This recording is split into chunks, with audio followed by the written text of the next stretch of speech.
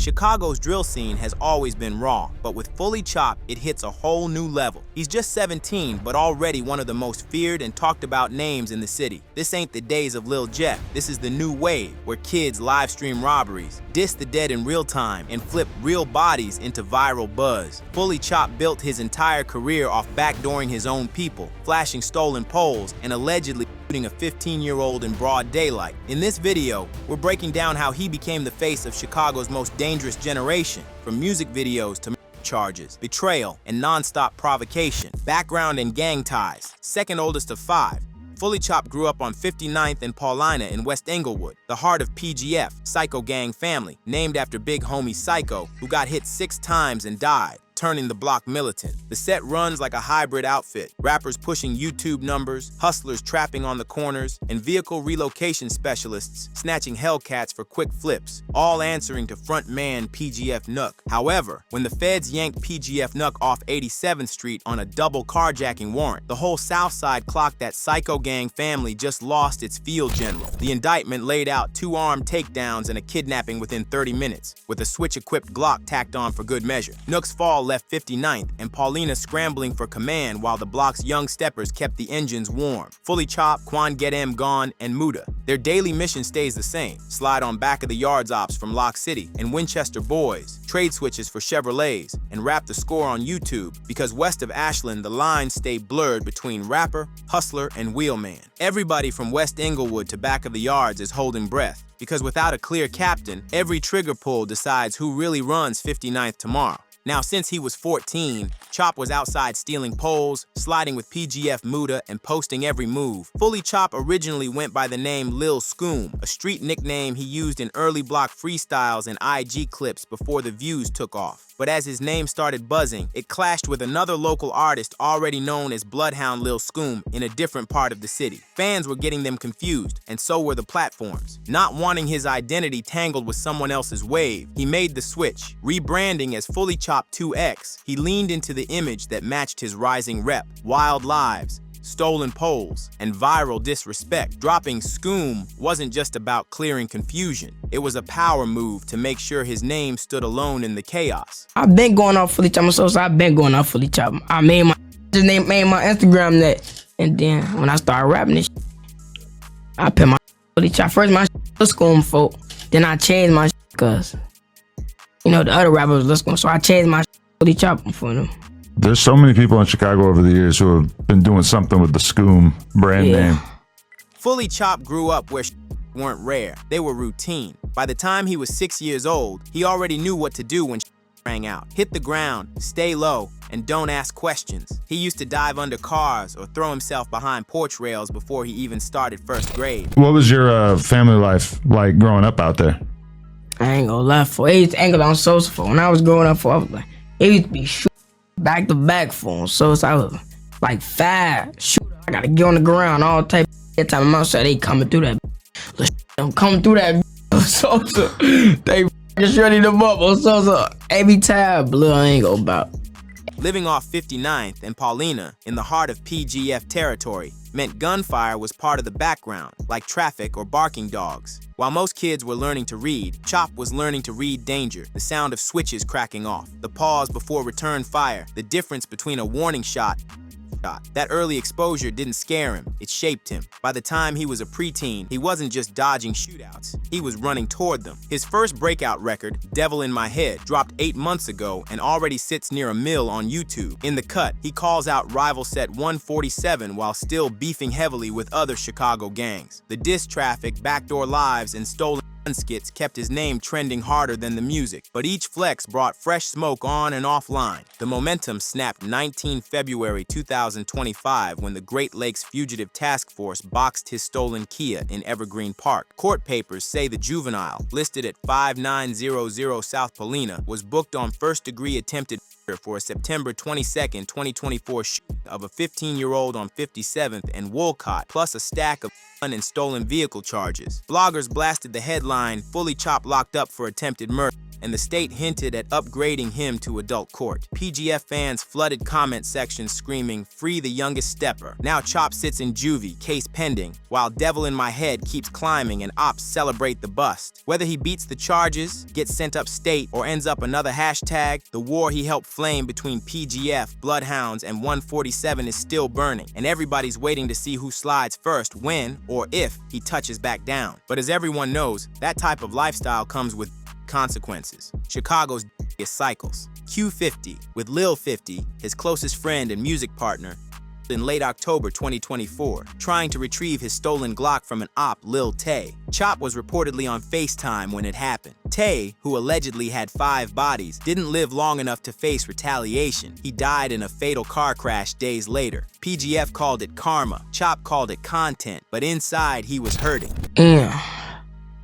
I don't know how to answer that for. I don't know how to answer that. Yeah.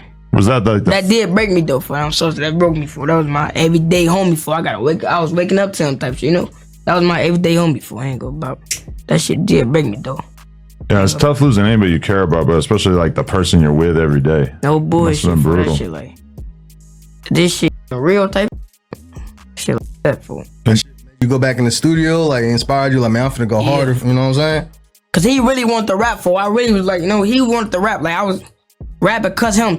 So I really went finna rap. He was telling me to rap. So I really. Jada, Q50 with Lil 50's sister, whose rising presence exposed cracks in the PGF narrative. In a July live stream, she directly challenged FullyChop, calling him out for not getting justice for her brother. "They still ain't got back for Lil 50, she snapped, tagging RIP50 and launching a social wave of criticism at Chop and PGF's empty promises. A recent TikTok clip from 16 Shot M Visuals captured Jada detailing inside dealings between Chop and their family. She confirmed Chop introduced them to Lil KSO, calling him Big Cousin Sosa's link to the streets, painting Chop as the bridge that pulled Q50 into the drama. In that same interview, Jada broke down how Chop's presence made school life hard, contributing to their fallout. KSO was backdoored after Chop snatched his gun and put him on blast for playing the middle. Weeks later, KSO was found dead in his bedroom with a headshot.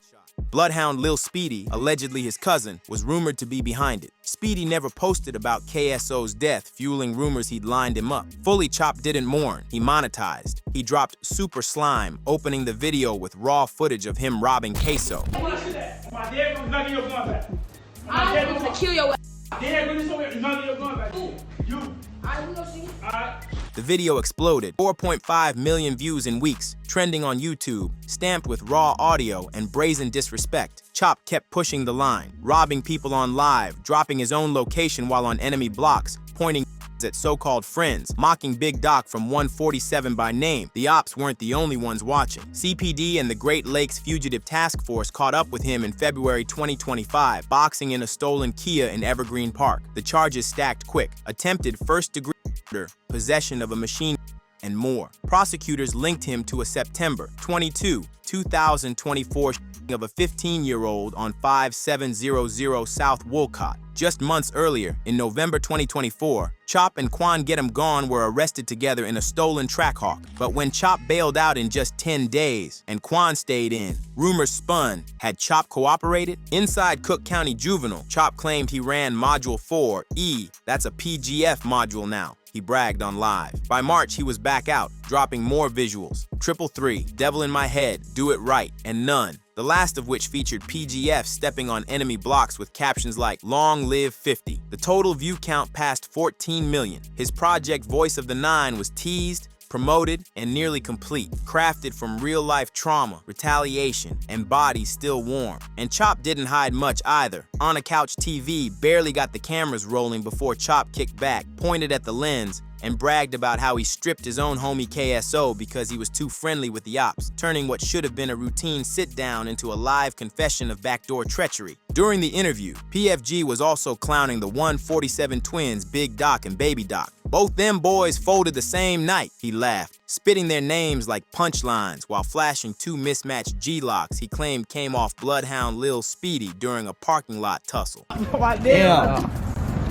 Hello, how y'all doing? Hey, it's crazy. Look, Baby Doc and Big Doc, worst way on all my dick. Folk down with his Drake, folk down with his button. This gets vicious. One, you know, with his Drake. One, I don't know. Yeah, I think. Both of them got f***ed up though. The disrespect kept going when Chop spun the stolen .40's drum, mocked Speedy's block, and said they were mad about it. And leave. Cho goofy didn't even have his pipe. It's outside. They really mad about this. Look. They really mad about this. Oh my They really mad God. Put a boot on It's that. about that for this. Brr. Hey, that still look us. That's still look good. That's look us right That's there. still look They look good. us. In the middle. But that's what they mad about. Hey, look, he know. Crash Out mascot. But what makes FullyChop so entertaining to watch? Why are people tuning in to see what he does next? The answer is his Crash Out personality. Clips of him cruising 59th and Paulina with PGF Muda, waving stolen poles under the streetlights that birthed Psycho Gang family after big homie Psycho was killed, and snippets of unreleased tracks like Time Tickin', where he name drops 147 and Bloodhounds while flexing We the Nine, Come Slide. By 16, he doubled down on the reckless image, dropping the chase and confessing by rapping, my eyes white, but I see red. Baby Doc got put to bed, caught that bee, and then we fled. We pass out shells, can't duck this lid. Lil Xu, tap that head. One false move, get turned to shreds. Know just how we play it. He too fast, so use them legs. The aura peaked when a live stream showed him stripping a younger PGF kid for his Glock and laughing. Backdoor season, a moment Reddit crowned him the Backdoor King. Another time, FullyChop and his crew showed reckless behavior when security footage shows him Q50 with Lil 50 and Quan Get 'em Gone robbing a Chicago gas station. Chop allegedly flashed the same Glock he flaunted on IG days earlier. And that's not all. Another time, PGF associates caught a known 147 affiliate lacking inside a corner store on 63rd. Surveillance footage later leaked online showed Chop throwing the first punch before the others swarmed. No arrests followed, but the beating added fuel to an already active war with Lock City and Damonville and put a fresh spotlight on Chop's growing list of real-world offenses turned into online content. Whether he beats the sheet, gets Ryco'd, or ends up another RIP mural, the kid who branded himself youngest in charge is one slip from proving the streets right about how a Crash Out story usually ends. If you look at who came before him, it's no question why FullyChop is how he is. In his interview with Adam22, FullyChop said it was the music of Lil Jeff and Q50 that first got him inspired. Even though they were from rival blocks, Chop admitted he grew up listening to their tracks, drawn to the raw energy and street authenticity they brought to drill. He credited both artists for influencing his own sound and delivery. But like, at what point did you actually become aware of them and start listening to music or even meet them in person? Wait, what the? I don't know. I don't know how to. I don't know. But at one point, y'all were inspired or what they moved. Yeah, they had some. Yeah, they had some. I ain't go bounce Sosa. They got some raw ass music for them. Sosa. Yeah, who was you from over there? Like, music? I used to let Jeff and Q50 y'all. Yeah. I ain't go down. So they got some raw ass music for Sosa. Despite the bloodshed between their sides, their music made an impact early on, shaping how Chop approached his own rise and helping him craft the aggressive, no-filter style he's now known for. FullyChop flipped his drill lifestyle into a music career by turning real violence into content so raw it sold itself. He live-streamed robberies, gun snatches, and pulls through enemy blocks, then wove that footage straight into his visuals. Viewers weren't watching a rapper pretend. He was the guy on the block, live with a weapon, and the soundtrack matched the soundtrack of the street. With millions of clicks backing him, labels slid into his DMs, not for a polished pen, but for access to the chaos he lived nightly. He didn't just rap about the streets, he was the coverage, the reporter, and the headline all at once. Music career. When Bounce Out dropped in July 2024, it pulled 50K clicks overnight, and the video sprinted past 1 million views by winter, making every Chicago blog ask how a 16-year-old on house arrest was shooting guerrilla visuals on 59th and Paulina. But the real breakout came 9 months later. Came Around Flexin', a 2-minute collab with Q50 with Lil 50 filmed outside the boarded storefront where Psycho got killed. The video rocketed past 3 million views in 8 weeks, outstreaming most of his ops' whole catalogs. Labels didn't care he was fresh off a case. Execs slid DMs offering single deals, and bloggers joked the kid live-streamed himself into a budget. Rumor is the streaming checks are paying lawyer fees now, but Chop's still calling shots from Juvie, promising a tape the day he's free. If he beats the case, that release could chart. If he doesn't, Chase might be his last viral moment. Either way, the block's waiting to see whether the views buy freedom or just fund a bigger headstone. With every loss turned into a lyric and every good top touch turning up in a body, the question isn't if there's more blood coming, It's whose. 14 million YouTube clicks in barely a year. That's how a juvie-bound 17-year-old from 59th and Paulina turned a streak of robberies and funerals into real revenue, stacking more plays than members on his block. Add a half dozen Lucy's like Made It Work and Feel Like, and Chop's catalog clears 10 official visuals, each one spliced with real crime scene props and fresh obituaries. The climax hit in March 25 when he teased Voice of the 9-9, a full project named after PGF's 9-block stretch, posting the track list on his YouTube banner and SoundCloud playlist hours after another bond violation hearing. Blogs say distribution advances are already paying lawyer fees. Engineers whisper the intro skit opens with the actual 911 audio from the Q50. Labels see controversy converting straight to CPMs, while CPD and the Feds see fresh evidence timestamped in 4K. So the loop grinds on. Violence sparks a live. The live fuels a viral video. The video bankrolls more switches, and every new drop invites either a streaming plaque, a Rico sweep, or a bullet with Chop's name on it. No one on the 59th knows which outcome uploads next. Chop's case. In Illinois, the moment a kid turns 16, a Class X attempted murder charge can rip him out of juvenile court and drop him in front of an adult judge. That's the fork FullyChop hit after the November 2024 Trackhawk bust. Under the state's automatic transfer law, any 16 or 17-year-old booked for Class X violence like attempted slides straight to adult court unless a judge yanks the brakes. Prosecutors still filed an extended juvenile jurisdiction backup, a blended move that lets the case stay in juvie on paper while a full adult sentence hangs in the shadows, ready to snap down if Chop messes up before age 21. The state wants the hard lane, 6 to 30 years flat for the Class X, plus a mandatory 15 to 25 year add-on because he allegedly squeezed a switch Glock, meaning the real range starts around 20